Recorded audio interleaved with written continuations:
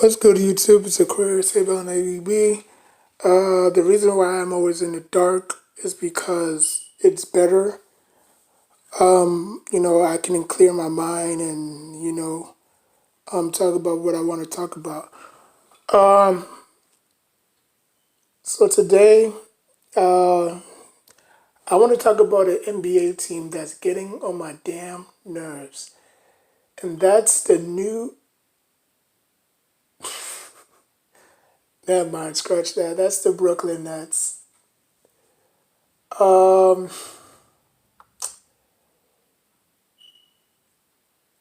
they are the most annoying fan base in the NBA. You know, most NBA fan bases know when to shut up and, you know, take a L or take, whatever their team is dishing out, which is tanking. Like me, I'm a Knicks fan. I've been a Knicks fan since '92. Uh, when I was like around five ish, that's when I can talk and walk and stuff like that. I like the basketball a lot, and the Knicks, that team drew, you know, me that drew that team drew interest in me, and I've been following that team ever since, when I was 11, 12, 13. So the Nets are annoying. The Nets have the most annoying fan base in the world. I can't stand them. They wasn't shit when there was the New York, when there was the New Jersey Nets. They haven't won shit when there was the New Jersey Nets, and they haven't won shit since they did Brooklyn Nets. I'm sorry, I'm keep freaking mixing up New York Knicks with the Nets. I'll give you three reasons why the Nets still won't win the championship with KD and Kyrie. Number one, they both have big egos. KD is sensitive. Kyrie is a little bit delusional. And when you put those two together, they don't mesh well. You know, the Nets are not going to be the team that y'all think they are because KD is going to miss a lot of games and Kyrie is going to miss a lot of games. And the Nets don't really have that bench that they had last year to cover up the bleeding. They're not. Reason number two, the Nets are not going to win a championship next year is because of coaching. They don't have an identity. They don't know who they are. They don't know what they're doing. They think they could just mesh these two superstars together and all of a sudden they're going to be relevant again. You know, now obviously, whatever the Nets can do in free agency, okay. If they can get a big name in free agency, then okay, it could possibly work. Just fix up the bench, and it could possibly work. A lot of people saying that the East is weak. I don't think the East is weak. I don't think the East is a cakewalk. I think the East is more competitive now. You know, now that LeBron James is over there in the West, and still Lakers are still having problems. But that's another video for another day. Um, the Nets are gonna need a third star if they want this to work. Because I don't think with KD and Kyrie they're going to play well off each other. KD can score 40 one night, Kyrie can score 50 one night that other night, and they could still lose. They both could go by they both can go into double digits in scoring and still lose. So I think that They're gonna need a third star. No, DeAndre Jordan is not that third star. They still got good centers though. I'm not gonna lie. They still got Allen and they still got DeAndre Jordan. You know, whatever is left in DeAndre Jordan. Obviously, he went to the Knicks. They don't really do too much over there, and he went to the Nets, and he's okay, I guess. I mean, I don't freaking watch. I don't watch Nets basketball like that unless they lose, unless they're in a losing streak. But for right now, um,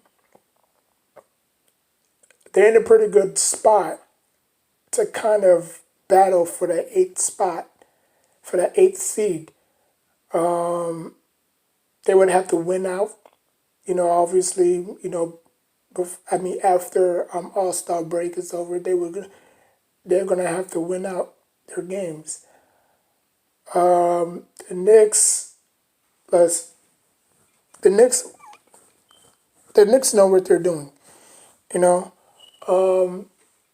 we could tank and may not even get the first pick. It doesn't really matter. But this is not about the Knicks. This is about the Nets. Reason number three, the Nets will not win a championship is because they don't have a blueprint. They don't have. I mean, obviously they have veterans. They have KD and Kyrie, who's been there before, who's won it before. Obviously, Kyrie, without LeBron James, he wouldn't even have a ring, and it doesn't really matter if Kyrie made all those shots.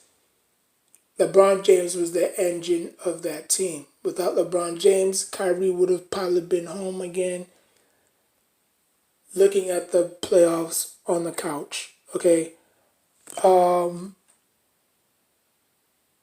and LeBron James did his thing. LeBron James is not. I don't know. You know what I'm saying? Like LeBron James wasn't the only person that was just standing there letting Kyrie shoot, jack up all those shots. Kyrie's a high volume shooter. You know, I mean LeBron James did his thing too. When he blocked Curry's uh, ball and he looked back and he's he said something which I couldn't really say what he was saying, but obviously when he blocked Curry's shot, you know, I mean LeBron James did a lot in that game. But like I said, without LeBron James, Kyrie don't have a championship. Like I said, Kyrie can make all those shots that he wants to, but LeBron James was that force engine. He was that engine that brought Kyrie to the championship. KD, on the other hand, he had help. He had Serge Ibaka, he had James Harden, he had Westbrook. He had a great bench, but they couldn't get past the Spurs. They couldn't get past the Mavericks. And once they did get past the Mavericks and the Spurs, they ran into a dangerous Miami Heat team. And they lost. They won one game and then they lost their next three games or the next four games. They came back, lost again to the Spurs, and I guess that was the final chapter of you know duos. And we all know, and we all wanted to know where, and we all wanted to know where KD was going. Now there was, like he could have gone, he could have taken, LeBron James route and go to Miami. They already had a great squad. They already had a great bench. So there was really nothing for KD to accomplish except for winning a championship. But obviously KD didn't want to follow LeBron James' footsteps, so he decided to join a team that beat him. Does that make sense? Like, let me put that in an analogy. That's like that's like me working at Wendy's, and I've been working at Wendy's for about like 8 years. I'm just giving you an example. I don't really work at Wendy's. I've been working at Wendy's for the past 8 years. They've been treating me good. My payroll is great, you know, etc. etc. And then all of a sudden, I see my check start decreasing. Oh, we cutting back. Oh, this and that and the third. And I said, I've been working here for 8 years, and y'all doing this to me. Okay, watch this. I quit, and I go across the street to McDonald's. Now McDonald's are hiring for a chef and a cash register. And I said, okay, fine. I'm gonna apply this and that. Boom! Right off the spot, they gave me a bonus because I worked so hard. I was the first one in and the last one out. I've been working so hard that they gave me a bonus. So now I'm with the new team. I'm with the new crew. I'm with the new team. You know what I'm saying? And they treating me good. And then they did the same thing that Wendy's did. And I only worked there for like 2 months.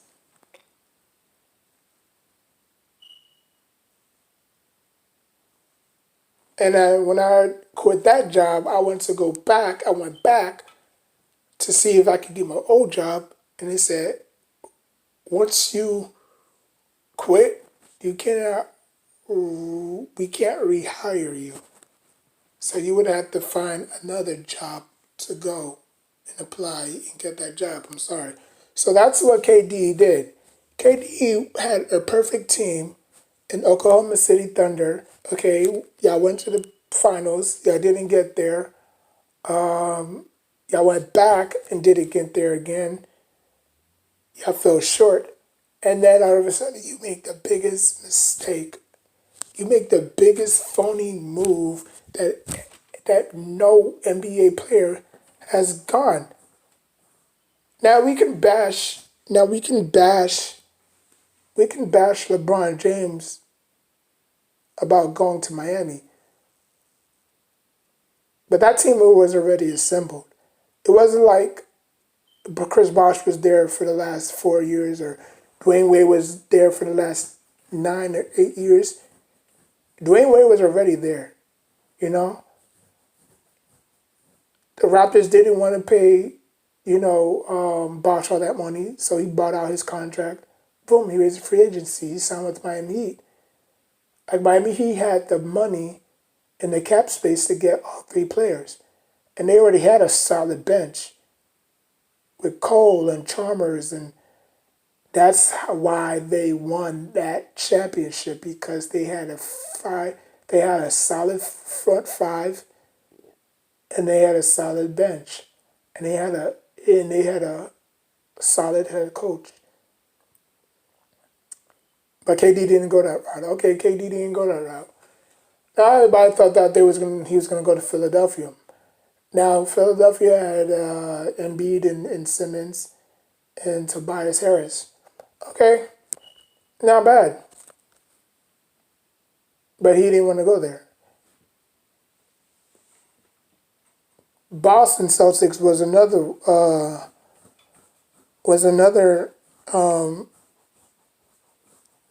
was another destination he wanted to go to. With Gordon Hayward and Jason Tatum and Marcus Smart, and I think Kyrie Irving was there at the time. I guess he didn't. I guess he felt the timing wasn't right.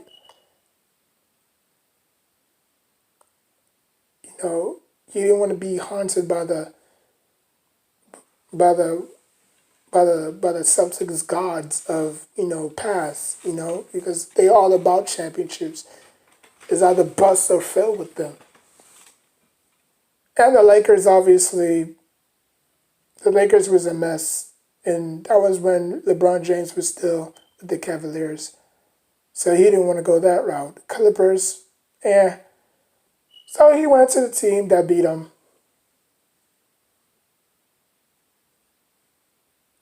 was the Warriors. Now everybody thought that was a bitch move. Like, how can you do that? You know, like how you beat how like how you join the team that just beat you. Now we can't sit here and judge KD. No, like he made that decision that was right for him. You know, like if we was in his shoes and you was stuck in that city for the first however 7 years, you know, you gave it your all, you won the scoring title, you put up 50 points every game, you had double digits, you had triple doubles not every single day, but once in a blue moon you'll have a triple double. And you come to find out that you can't really get it done when it matters the most. Like you gave your all in that one NBA Finals trip, and you was just a baby, and you come to find out that okay, if you can't beat them, join them. Like put yourself in that perspective, because if that was you and you couldn't get it done, as talented as you are, and then you had players around you and you couldn't get it done, what would you have done? You know, like as a business perspective, you can't you can't okay, fine, I'm gonna leave this team and go to that team. Now it doesn't really work that way because they have to structure your salary. You know, they have to, walk around your salary. Like how much I'm paying you, like how much, are you gonna sit out nights and stuff like that, or am I gonna or am I gonna get 1,000% out of you? You know what I'm saying? Or you know what I'm saying? Like, or you can just, say, look, this is the best, structure that I can deal with. Take it or leave it. You know what I'm saying? You signed I think a 2 year or 3 year deal with the Warriors. And he took off. You know, KD, Curry, Clay, Draymond. I'm just Curry and Clay. Draymond didn't really do shit. Kyrie, Clay, and Curry just took a backseat. You know what I'm saying? Because you had that weapons, and then plus you had Cousins as well. But we we're just talking about KD. KD took off. Now he can finally spread his wings because he and Kevin Durant, him and not Kevin Durant, him and Westbrook, well, him and Westbrook did not get along. They were friends. Both of them won MVP. KD won Finals MVP and MVP. The Westbrook just won MVP. So yeah, so he made a bitch move in your eyes, like Michael Jordan would never do that. Charles Barkley would never do that. Because people have to understand, like back in the '90s, you had no choice. You couldn't just you had to rock with that scene until your contract was up, and then you're able to, be a free agency. But now people can just opt out their contract this second year. You know what I'm saying? Unless you're a rookie, but if you're a vet and you've been around all this time and stuff like that, you don't want to be with that team no more, you can opt out your contract or you could buy out your contract. But back in the day, you had no choice because the flexibility was different. Like you sign a 4 year or 5 year deal with that team, you're gonna be stuck in that city for the next 5 years until your contract is up. But now, like I said, players can just opt out their contract, buy out their contract anytime they want. You know what I'm saying? So I just think that, what KD did was best for him. You can't sit there and say that was a bad move because y'all would have probably done it yourselves. Y'all couldn't get no offer. You know what I'm saying? Like teams wasn't willing to give up draft picks nor players for KD. Because we've seen they've all seen KD's injury. So like how much are you gonna play? Will you play 100% or 1,000%? Will you sit out? How many games will you sit out? This and that and the third. And then they say, okay, like we can, move around some pieces and stuff like that. But if you do that, that's gonna mess up the chemistry. You know what I'm saying? And then you're not willing to give up draft picks because in the NBA, you only got first round and second round, and that's it. So you got one and two draft picks, one and two draft picks, one and two draft picks, one and two draft picks. So they're like if it was the NFL and you had seven draft picks, okay, you could give them a seventh, third, and whatever. But the NBA is short.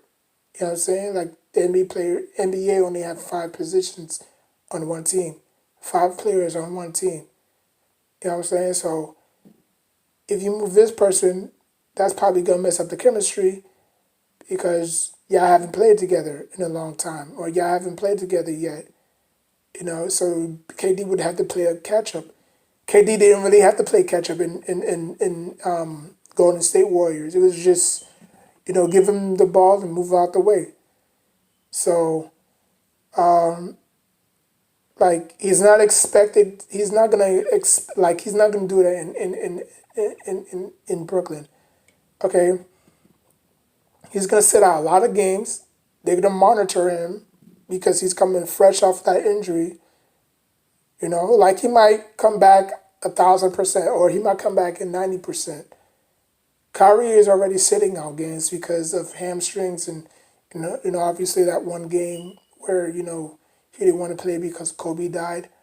I understand that, but there's gonna be games where Kyrie and KD is gonna sit out. Not both of them are gonna play, and there's some games where both of them are gonna play. There's some games that they're both gonna sit out, and then guess what? Who's gonna be that number third option on that team? DeAndre Jordan? No. So that's my three reasons why the Nets will not win a championship with those two. Like I said, the only way the Nets can win a championship if they get a number third scorer. Now, if let's say Iguodala went to the Nets, that would have been picture perfect. Then I would have had nothing to say because at the age of Iguodala, at the age of Iguodala, he could still get it done. He may not get it done effectively, but he could get it done. So you got two solid bigs and Allen and Jordan. You got Kyrie, KD, and you got Iguodala, who's a third option on that team. And then Iguodala has shown that he can carry the team because we've seen it in the Golden State Warriors where he hit like 8 threes to put the Golden State Warriors on his back. When he defended LeBron James, and he defended him very well. So that's the three reasons why I think the Nets will not win a championship. I don't care if KD, I don't know, I don't care if Kyrie or KD does play together or don't play together. Like who's gonna get the last shot? You know what I'm saying? That's why I hate when two superstars tandem, you know, mixed together. Like look at the Knicks when they had Stoudemire and Melo. Like they didn't mesh well because before Melo came, Stoudemire was the man. Stoudemire was averaging 27 points career high. He never averaged that much when he was with the Suns. But all of a sudden he goes to the Knicks and he's ball, you know? Like he was in discussion for MVP until Melo came and ruined everything. So like Kyrie is a cancer. Kyrie and I'll give you two reasons why Kyrie won't win another championship. He's gonna be the Brett Favre of the NBA or the Aaron Rodgers of the NBA. So talented that he's a cancer to that locker room. He did it to he did it to the Cavaliers. He did it to the Boston Celtics, and now maybe he might probably do it to the Nets. But they're not going to get rid of him that quick because they know how much talented he is, and they got him from like they got him to bring a championship to New York. You know, they got him to bring a championship to New York, so they're gonna work it out. As frustrating and as hard as it is, they're gonna work it out with him because if it was the Knicks wouldn't have no options just to like the Knicks wouldn't have had no option just to just stick with him, just like how they did Melo. I'm not saying that Melo was a cancer, but his playing style affected the team. You know what I'm saying? Like so much ISO, so much ISO. That was 90. That was 1,000% of the Knicks' offense. Just throw it to Melo, and make something happen. You know what I'm saying? And when he was cold, they still fell on the ball because that offense ran through Melo, and that's how the Knicks wouldn't. And that's how the Knicks would get blown out every single night because the Knicks wasn't moving the ball like they used to. When Melo wasn't there, the ball was moving. Everybody was getting involved. Shepard would score 10. JR would score 17. Stoudemire would score 21. Jason Kidd would score, 10 apiece. You know? Or not even Jason Kidd. It was Felton and Douglas. So it's gonna be a great season next year. And then obviously,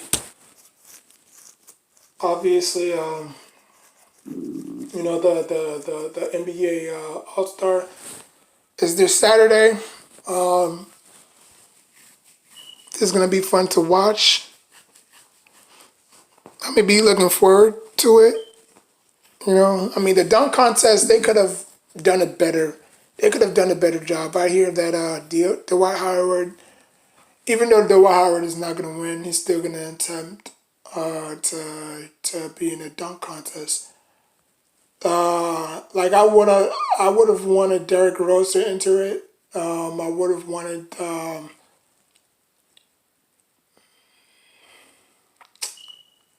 Who do I want? I wanted J.R. Smith to enter it too, but obviously J.R. Smith is unemployed.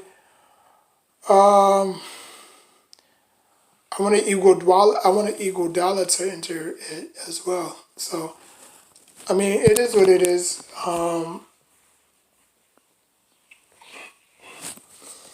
If you like what you heard, hit that like button. Subscribe to my channel. Hit that notification bell. Till next time, take care of yourself and each other. Peace.